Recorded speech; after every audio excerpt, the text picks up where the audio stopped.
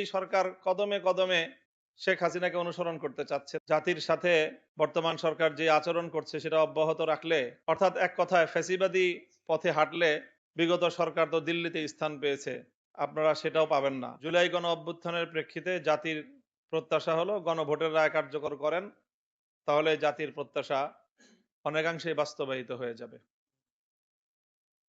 গণভোটের রায়ের যেই জায়গাটা নিয়ে বর্তমান সরকারের সাথে আমাদের বিরোধ চলছে, সেটা মৌলিক জায়গাটা হলো সংবিধান সংশোধন হবে না সংস্কার হবে।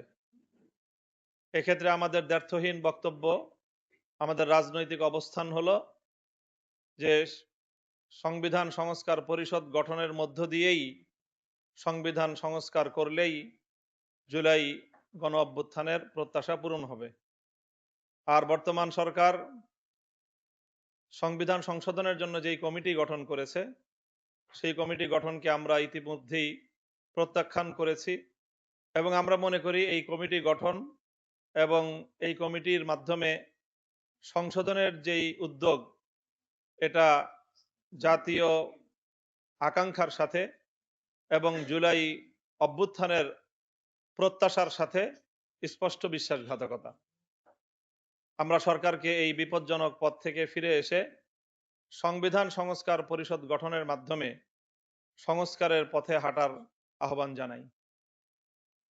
আমি আরেকটা কথা বলি, সেটা হলো যে আমাদের শ্রদ্ধেয় জনাব ডক্টর আহমদ আব্দুল কাদের সাহেব একটা কথা বললেন যে জাতির সাথে বর্তমান সরকার যে আচরণ করছে সেটা অব্যাহত রাখলে, অর্থাৎ এক কথায় ফ্যাসিবাদী পথে হাঁটলে বিগত সরকার তো দিল্লিতে স্থান পেয়েছে, আপনারা সেটাও পাবেন না। আমি বিনীতভাবে আমাদের নেতা আহমদ আব্দুল কাদের সাহেবের এই কথার সাথে দ্বিমত করছি। এই পথে যদি হাঁটতে থাকে, আমার ধারণা দিল্লিতে জায়গা পাবে। কারণ এই পথটা বাংলাদেশে দিল্লির রচিত পথ। এই পথে হেঁটেই হাসিনা দিল্লিতে গিয়েছে। জনগণের ৭০% জনগণের ম্যান্ডেটকে উপেক্ষা করে জুলাই বিপ্লবকে অকার্যকর করার পথে যদি তারা হাঁটে, তাহলে বাংলাদেশের মানুষের মন না পেলেও দিল্লির মন বর্তমান সরকার জোগাতে পারবে। আর দিল্লির প্রতি আমার এখন এই সুধারণা, আর হাসিনাকে যেভাবে জায়গা দিয়েছে, পরবর্তী ফ্যাসিবাদীকেও দিল্লি জায়গা দিবে বলেই আমার ধারণা। কাজেই আমি সেটা নিয়ে শঙ্কিত না যে তারা দিল্লিতে জায়গা পাবে না। আমি বলতে চাই সেটা হলো যে বিগত সরকারের একটা পলিসি ছিল, আমার মনে হচ্ছে যে এই সরকার কদমে কদমে শেখ হাসিনাকে অনুসরণ করতে চাচ্ছে। তার মধ্যে একটা হলো, বিগত সরকারের একটা কথা ছিল, বিশেষ করে আমাদের ইসলামপন্থী দলগুলোকে, যে আপনারা আওয়ামী লীগের বিরুদ্ধে আন্দোলন করেন, কিন্তু এই বিএনপি জামাতের সাথে যান কেন, আলাদা থাকেন। এটা ছিল আমাদের সকলের প্রতি, আমরা যারা ইসলামী রাজনীতি করি আমরা জানি যে তারা আমাদেরকে উৎসাহ দিত, আওয়ামী লীগ, যে আপনি আওয়ামী লীগের বিরুদ্ধে কথা বলবেন, আন্দোলন করবেন, সংগ্রাম করবেন, কিন্তু খবরদার বিএনপি জামাতের সাথে মিলবেন না।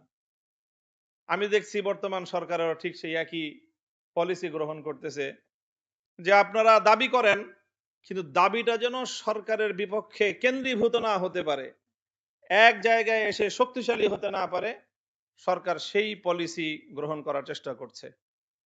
আরেকটা পলিসি শেখ হাসিনাকে অনুসরণ করছে, ইসলামপন্থীদেরকে কিছু স্বার্থ দিয়ে, কিছু সুযোগ সুবিধা দিয়ে তাদেরকে তাদের রাজনৈতিক দাবি দাওয়া ভুলিয়ে দেওয়ার একটা চেষ্টা।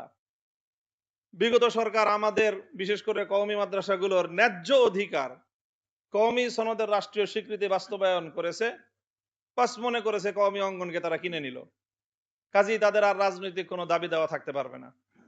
আমার কাছে কেন যেন মনে হচ্ছে যে আমাদের প্রিয় প্রধানমন্ত্রী জনাব তারেক রহমান সাহেবও শেখ হাসিনার এই নীতিটাকে অনুসরণ করতে চাচ্ছেন।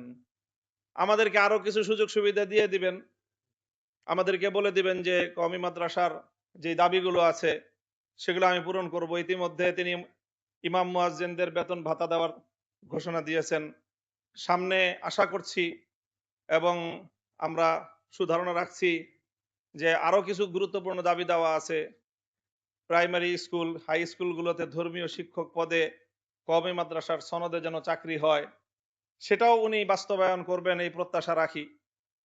কিন্তু যেটা আশঙ্কা করি সেটা হলো যে এটা দিয়ে বলবে যে আপনাদের আর রাজনৈতিক দাবি দেওয়ার তো আর কিছু নাই, চাকরি পাইছেন আবার দাবি কি? এইটা যদি করেন তাহলে এটাই হবে শেখ হাসিনাকে পদাঙ্ক অনুসরণ। কাজেই আমরা সরকারের ভালো কাজগুলোর প্রশংসা করতে আমরা কুণ্ঠিত না। সরকার দিল্লি যেভাবে শেখ হাসিনাকে পুনর্বাসন করার ইতিমধ্যে আনুষ্ঠানিক কার্যক্রম শুরু করেছে, সেখানে প্রেস কনফারেন্স করবার মতো একটা আয়োজন করে দিয়ে দিল্লি যেভাবে বাংলাদেশের রাষ্ট্রকে অসম্মান এবং অপমান করেছে, সেই জায়গায় আমাদের সরকার পররাষ্ট্র মন্ত্রণালয় থেকে একটা বিবৃতি দিয়েছে এবং বিবৃতিটা যথেষ্ট কঠোর হয়েছে। আমরা সেটুকুকে সাধুবাদ জানাই। তবে আমরা মনে করি যে শুধু এতটুকুই যথেষ্ট নয়, দিল্লির এখানে যে হাই কমিশনার আছে তাকে তলব করে এই বিষয়ে শক্ত অবস্থান বাংলাদেশে জানান দেওয়া উচিত। সরকার যদি এই পদক্ষেপ গ্রহণ করে, আমরা বিরোধী দলের পক্ষ থেকে সরকারকে সর্বতোভাবে সহযোগিতা করব ইনশাল্লাহ। তবে শেষ কথা হলো এই যে জুলাই যে আকাঙ্ক্ষা গণভোটের রায় কার্যকর করেন,